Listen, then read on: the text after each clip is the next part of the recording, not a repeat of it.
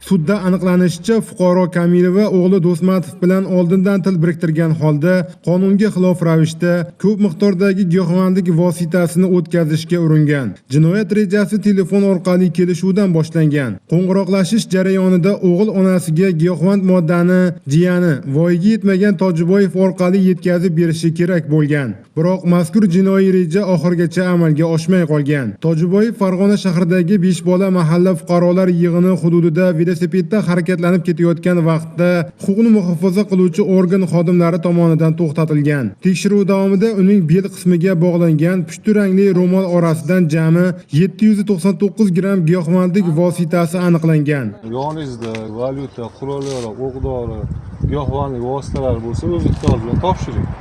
Agar yo'q desangiz, biz xolislashuvi ko'zdan kechirib qo'yamiz joningizda. Ha? Bormi? Qayeringizda? Ha?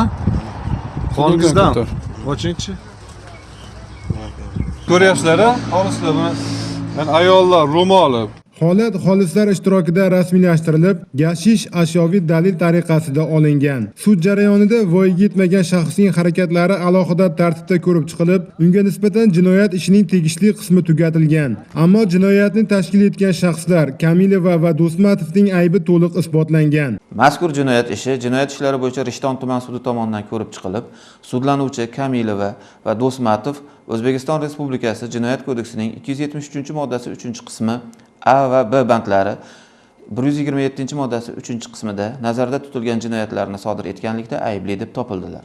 Sudlanuvchi Kamilovaga uzil-kesil 6 yil 6 oy muddatga, sudlanuvchi Do'smatovga esa uzil-kesil 8 yil 6 oy muddatga ozodlikdan mahrum qilish jazosi tayinlandi. Sud hukmi giyohvandlik bilan bog'liq jinoyatlarga nisbatan qonun ustuvorligi qat'iy ta'minlanishini ko'rsatdi. Aybdorlarning qilmishi jamiyat xavfsizligiga tahdid ekani inobatga olinib, ularga qonuniy jazo tayinlandi.